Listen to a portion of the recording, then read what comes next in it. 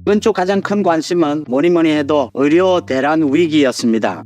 이게 지금 응급실 뺑뺑이 의료 체계가 무너지는 것이 아니냐. 윤석열 대통령이 이야기하는 의사는 증원을 해야 합니다. 전 국민적인 압도적인 지지를 하죠. 그런데 이게 1년 가까이 국민들이 기다렸는데 의사들의 반발을 정부가 무마해 줄 것이다. 그래서 뭔가 해법을 찾을 것이다. 기다렸는데 정부에서 지금 찾지를 못하고 있습니다. 그래서 정말 이제는 마지막입니다. 위기입니다. 한동훈 대표가 나서서 중재안을 만들겠다. 2026학년도부터는 이걸 유예를 하고 의사들과 한번 협의를 해보자 라는 안을 제안을 했습니다.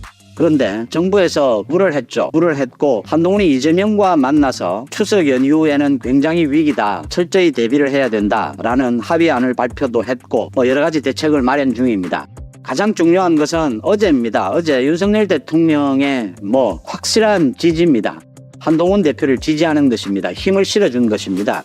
사회수석을 보내서 한동훈과 그동안 물밑에서는 많은 협의를 해왔습니다. 정부 측, 한동훈 대표가 의사 측, 야당 측, 정부, 대통령실 모두 많은 협의를 해왔습니다. 어제는 윤석열 대통령이 사회수석까지를 보내서 한동훈이 모든 것을 발표하게 하고 한 대표가 의사 측과 중재하는 모든 것을 앞으로 추진해 갈 수 있도록 힘을 실었습니다. 그러니까 한동훈 대표가 중재안으로 내놓은 2026학년도 이 부분 백지화를 하고 완전히 제로 베이스에서 의사들과 협의할 수 있다. 대통령실이 받아들인 것이고요. 여야의정 협의체 구성하자. 이건 야당도 주장을 한 것이니까 곧바로 야당도 받아들이겠다라고 했습니다. 협의체를 구성한 것, 이게 굉장히 큰 의미를 가집니다. 지금 윤석열 대통령이 강력하게 의사 증원 부분을 밀어붙이겠다라고 기자회견을 한 이후에 책을 내놓은 것이 군의관을 응급실에 투입하는 것이었는데, 군의관들은 군대에서 근무를 하다가 갑자기 자기가 근무하는 데도 아니니 응급실에 투입을 한다라고 해서 이게 효율적이지도 않고 곳곳에서 지금 군의관이 돌아가기도 하고 응급실을 문 닫는 곳도 생기고 일부 시간을 조정하고 또 의사들이 견딜 수가 없다. 의사 수가 줄어들고 의사들의 피로감, 그래서 참 심각해졌다. 이 부분과 관련해서 한동훈 대표의 말이 명쾌합니다. 이게 당정 갈등, 윤한 갈등, 사치다. 그런 이야기 할 때가 아니다. 지금 의료 공백 사태부터 막아야 한다. 어떤 방법이라도 동원해야 한다. 한동훈이 굉장히 신중하게 야당과도 협의를 했고 의사 측과도 협의를 했고 특히 대통령실과 협의를 해왔습니다. 윤석열 대통령이 한동훈을 인정한 겁니다. 한동훈의 손을 들어준 겁니다. 한동훈에게 힘을 실어준 것이죠. 제가 여러 번 말씀을 드렸는데 이게 적정한 방법입니다. 그러니까 상대가 있습니다. 지금 의사 측, 그러니까 전공의들이 거의 대부분 지금 현장을 떠났고 그게 지금 1년 가까이 되어가고 있습니다. 길게는 지금 의대 학생들이 지금 학교를 떠난 상태입니다. 이런 상태를 그대로 가져갈 수는 없다. 그래서 한동훈 대표가 중재안을 낸 것이고 이게 정부에서는 거부를 일단 했는데 대통령이 받아들이는 이런 결단을 내린 겁니다. 한동훈 대표가 이재명도 이 부분에 대해서는 한동훈과 거의 생각이 같았는데도 지난번에 이재명과 만나서 대표회담을 하고 난 뒤에도 수위 조절을 했습니다. 또 한동훈 대표가 최근 들어서 굉장히 신중해졌습니다. 윤 대통령에 대해서 불필요한 당정 갈등을 일으키는 이런 것들은 자제를 하고 있습니다. 문제는 국민 생활, 민생을 위해서 해결책을 찾아야 한다라고 하는 것입니다. 해결사로 나서야 한다. 그러니까 정부는 원칙을 지키더라도 누군가는 나서서 중재를 해야 한다. 당정 캠이라는 게, 윤한 캠이라는 게 이럴 때 발휘가 되어야 됩니다. 정부는 원칙을 허물 수는 없습니다. 그러면 누군가는 나서야 합니다. 그런데 나설 사람이 없었던 겁니다. 그동안 의사 측에서는 지금 정부와 대화도 못하겠다라는 이런 상황이 되어 있습니다. 이러면 쉽게 말씀을 드려서 민주당이 이재명에게 이용을 당하는 꼴이 됩니다. 이재명이 중재할 사람이 없으면 이재명이 나서서 자기가 중재하겠다, 또는 이재명이 나서서 또 가짜뉴스도 퍼뜨릴 수가 있는 겁니다. 이재명이 그런 엇박자도 보였습니다.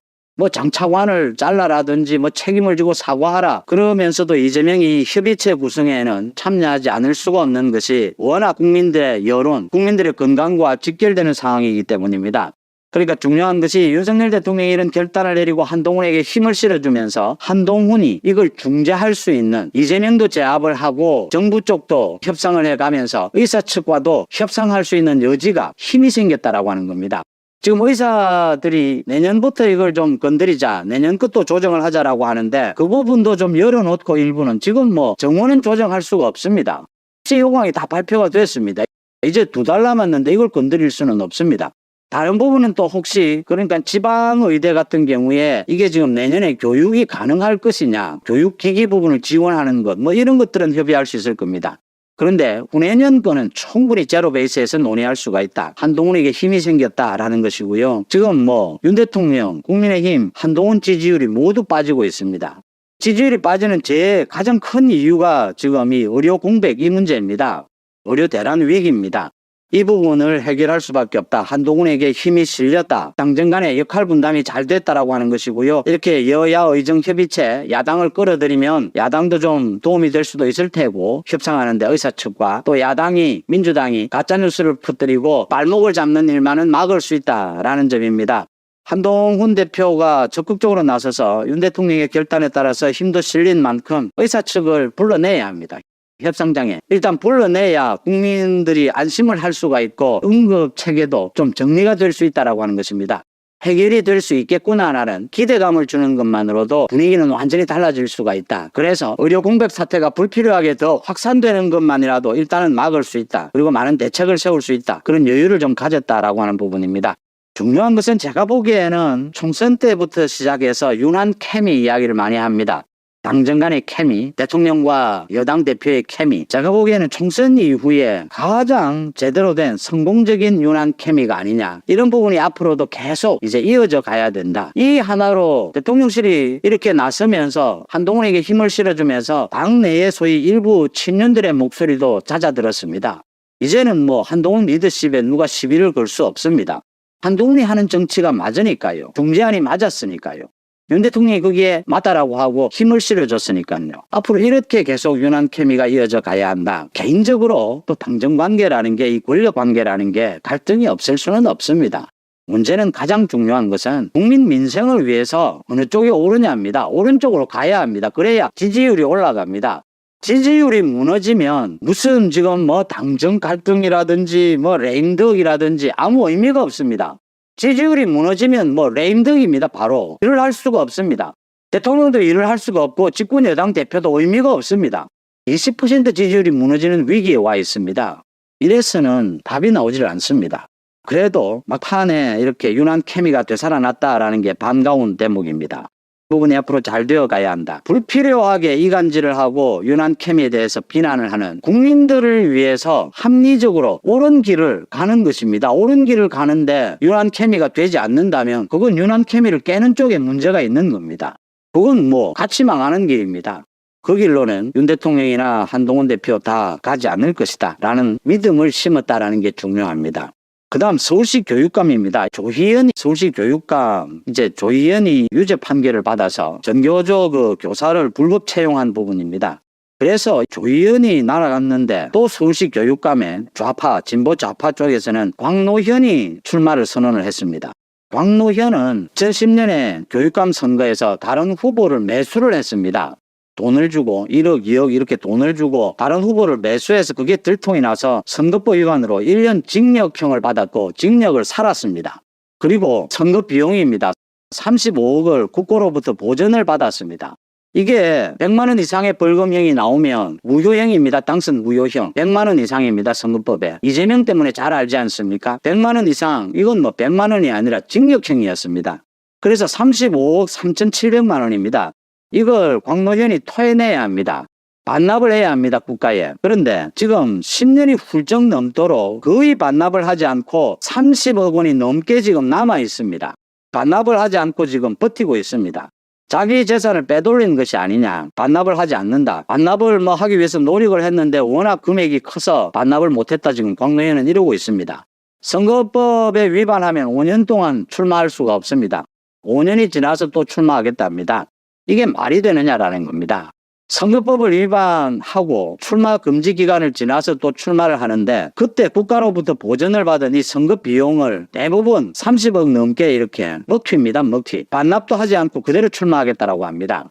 이걸 막기 위해서 지금 국회에 법안이 나와 있습니다. 이런 경우에는 반납하기 전에는 출마할 수가 없다. 법안이 지금 통과가 되지 못하고 있습니다. 여기에서 이재명을 봅니다. 어제 이재명의 그 선거법 위반 이제 처음이자 마지막으로 검사와 이재명의 직접 검사 신문이 있었습니다. 100만 원 벌금형입니다. 100만 원 이상의 벌금형이 나올 게 확실합니다. 이재명 민주당도 434억 원을 토해내야 합니다. 다행히 민주당은 당사도 있고 돈도 현금도 지금 뭐 거의 500억 가까이 있다라고 합니다. 돈을 떼먹고 도망갈 수는 없을 텐데 또 모릅니다. 지켜봐야 되고요. 그러니까 선거가 있고 난 다음에 득표율이 15% 이상이 넘으면 선거비용 100%를 다 보전해 줍니다.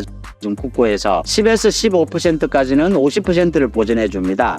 지금 이렇게 광노현처럼 선거 비용을 토해내야 하는데 토해내지 않고 있는 돈이 191억 원이라고 합니다. 이걸 추징하기 위해서 계속 노력하는데도 재산을 빼돌리고 이런 식으로 이렇게 국고 지원금을 반납하지도 않고 다시 출마하겠다라고 나선 이 광노현의 경우 기가 막힌다. 이걸 지금 막으려면 법안을 제정해야 되는데 막지 못하고 있다. 자기 돈은 지금 빼돌려서 지금 뭐 갚은 돈은 지금 국가에 반납한 돈은 4억 원 정도밖에 안 됩니다. 30억 넘게 지금 반납을 하지 않고 다시 출마하겠다라고 나선 겁니다. 더 기가 막힌 건요. 이게 지금 다시 지금 서울시 교육감 보궐선거가 열린다라고 하니까 보수 진보해서 15명이 지금 출마 선언을 했습니다. 뭐 여러 명입니다. 후보들이 다 양쪽 모두 7, 8명씩입니다. 그런데 진보는 지난 10몇 년 동안 되풀이된 겁니다. 전국적인 현상입니다. 진보는 후보 단일화를 합니다. 근데 보수는 언제나 후보 단일화가 안 됩니다. 그래서 지금 서울시를 비롯해서 진보 쪽이 교육감 선거는 강세를 보이고 있습니다. 후보 단일화 때문입니다. 이건 지금 정당의 공천도 아니고 정당이 개입할 수도 없습니다. 그래서 분명하게 뭐 보수 진보가 나뉘는데 좌파 우파가 나뉘는데 교육감이 지금 뭐 정치적인 선동을 합니다. 광노현 같은 경우에는 윤석열 대통령 뭐 탄핵을 이야기하고 있습니다. 지금. 자, 이번에 총선 결과 선거법 위반 그리고 돈봉투 사건 등등을 해서 민주당에서만 한 30년 가까이나 재보궐선거를 해야 될 것으로 이렇게 전망이 되고 있습니다. 돈봉투 사건과 관련해서는 지금 6명에 대해서 다시 검찰에 출석하라 통보를 해놓고 있습니다. 그동안 10명, 20명이 있는데 그런데 1차로 3명에 대해서는 기소가 돼 있고 그 3명 중에 현역 의원이 지금 허종식 의원입니다. 허종식 의원도 여기 보면은 지금 징역 3개월에 집행유예 1년을 선고받았습니다. 이게 징역형의 집행유예형이니까 이것은 당선 무효형에 해당됩니다. 이게 똑같이 300만 원 받았기 때문에 나머지도 똑같다는 겁니다. 그동안 여기 보면은 윤관식, 성만 할 것 없이 다 지금 돈봉투를 받은 사건인데 기소되어 있습니다. 이 중에 윤관식과 그리고 이성만 전부 다 지금 출마하지 않았지만 허종식 의원은 현역 의원입니다. 그래서 나머지 7명이 있는데 그중에 박영순 전 의원은 이번에 떨어졌습니다. 그래서 배지를 달고 있는 사람 중에 6명입니다. 이 6명 그리고 나머지 또 10명이 있습니다. 그러니까 16명이 있는데 16명이 똑같이 300만 원을 받았다고 하면은 지금 이 허종식 의원과 똑같은 경우라고 보면 적어도 집행유예형이 된다. 징역형의 집행유예형. 그러면 이것은 당선 무효형이 되고 이렇게 되면 바로 재보궐선거를 해야 됩니다. 돈봉투 사건만 하더라도 지금 여기 보니까 지금 한 15명이 된다고 합니다. 지금 6명 플러스 그 다음에 기소되어 있는 게 9명이라고 합니다. 기소되어 있는 게 1차로 10명이었는데 그중에 1명은 배지가 달아나고 그래서 지금 3명이 기소되어 있고 그중에 배지를 달고 있는 사람이 허종식 나머지 6명도 지금 소환 통보를 받고 있는데 6명이 돼서 그동안 검찰에서 5차례 불렀는데 오지 않겠다. 그래서 검찰은 최후 통보를 하고 그래서 법적인 조치를 하겠다. 그것은 바로 강제 조치를 하겠다고 했는데 이것이 바로 체포 동의서를 발부받아 가지고 국회에 제출하겠다는 겁니다. 이거는 그냥 바로 구속하겠다는 건 아니고 수사하는데 안 나오니까 체포 동의안을 발부해서 국회에 보내다 하면 국회에서 이거를 부결시킬 명분이 없다고 합니다. 부결시킬. 그러니까 돈봉투를 받은 것도 사실인데 그런데 구속하는 게 아니고 수사를 받으러 오라고 하면 이게 국회에서 체포 동의안에 대해서 6명 대해서 하나하나 표결을 해야 되는 이런 상황입니다. 그래서 전체적으로 보면은 돈봉투 사건은 지금 한 16명에 해당되어 있다. 16명. 이 돈봉투 사건이 누가 관계되어 있을까? 우선 돈봉투 사건에 관계된 것은 지난번에 2013년 11월 달에 언론 보도. 그 당시 보니까 법정에서 검사가 실명, 의원 실명 21명을 띄웠습니다. 법원 안에서 PPT를 내셔오면서 거기에 나온 이름들입니다. 지금 제가 읽어드린 이 신문은 2023년 11월 21일 날 서울신문에 나온 기사인데 그래서 명단을 찍었는데 그 화면에는 김남국, 김병욱, 김성남, 김성원, 김영호, 김회재, 민병덕, 박성준, 박영순, 박정, 백채련, 안호영, 윤관석, 윤재갑, 이성만, 이영빈, 임종성 그리고 전용기, 한준호, 허종식, 황운하 당시 민주당 의원 21명 이름이 등장하고 있습니다. 돈봉투를 받았다고 추정되는 사람들, 검찰에서 보고 있는 사람들, 이 사람들 다 부르겠다는 겁니다. 그래서 이 사람들하고 그리고 지금 선거법이 있습니다. 선거법에 선거법 지난 4.10 총선에서 여러 가지 이유로 지금 기소되어 있는 사람들, 기소 의견으로 검찰에 송치되어 있는 사람들, 이런 사람들 보면은 지금 기소됐거나 기소 의견으로 송치된 사거나 또는 입건돼 가지고 조사를 받은, 지난번에도 정동영도 검찰에 불려가서 조사를 받는다고 하니까 본인은 뒤로 돌아가 가지고 정말 기가 차는 겁니다. 뒤로 돌아가 가지고 언론을 피해서 싹 들어갔다는 겁니다. 그래서 그날에 이재명의 부인 김혜경이가 법인카드 관련해서 소환되는 날인데 정동영도 뒤로 돌아갔다. 그래서 정동영과 이은주, 양문석, 정준호, 이정현이죠. 이정현. 이런 식으로 지금 모두가 선거법 관련해서 11명. 그리고 새로 나온 기사가 안도걸 의원. 이 안도걸 의원의 운동원들의 금품을 향응을 제공했다라고 해서 사촌 동생이 구속됐습니다. 어제 구속됐는데, 이러면 앞으로 지금 파악된 게 11명인데 안독을 포함하면 12명이고 계속해서 사람이 더 늘어날 가능성이 있다고 합니다. 더 늘어날 가능성. 그러니까 4월 10일이니까 10월 10일 전에 전부 다 이거를 통치하거나 이렇게 해서 빨리 1심 판결이 나올 수 있도록 이렇게 하겠다. 빨리 하겠다는 겁니다. 그러면 15명의 돈봉투 사건, 거기다가 지금 선거법에서도 지금까지 밝혀진 바 있다면 11명에서 12명 또 더 나오겠다는 겁니다. 한 명이라 하더라도 11명과 그리고 돈봉투 15명, 그러면 26명입니다. 26명. 그러니까 여기에다가 앞으로 이재명 이런 거 이재명까지 포함하면서 또 26명, 27명에다가 그리고 안도걸까지 하면 28명 계속 늘어날 수 있습니다. 그러니까 황운하나 조국, 준석 여기도 선거법 걸려 있는데 여기는 민주당이 아니기 때문에 그렇게 다 합쳐보면은 국민의힘과 민주당 다 합쳐보면은 그야말로 역대 최대급의 재보궐선거가 이루어질 것이라는 겁니다. 그러니까 지금 여야의 구도도 바뀔 수가 있다는 겁니다. 민주당에서 지금 한 30여 명, 어떻게 보면 더 이상이 나올 수가 있다. 지금 민주당은 170명인데 여기서 170명에서도 선거법 관련해서 한 30명 이상이 이게 자리를 이동하거나 그래서 다른 사람이 왔을 때 의석수가 변동이 생길 수가 있고, 이준석도 선거법, 그리고 여기 조국도 지금 선거법은 아니지만 이미 대법원에서 확정 판결을 기다리고 있습니다. 이재명은 말할 것 없이 지금 선거법 걸려 있는 상황이고, 이러니까 황운하까지, 그러니까 역대급의 재보궐선거가 이루어져서 그래서 지금 국민의힘이 108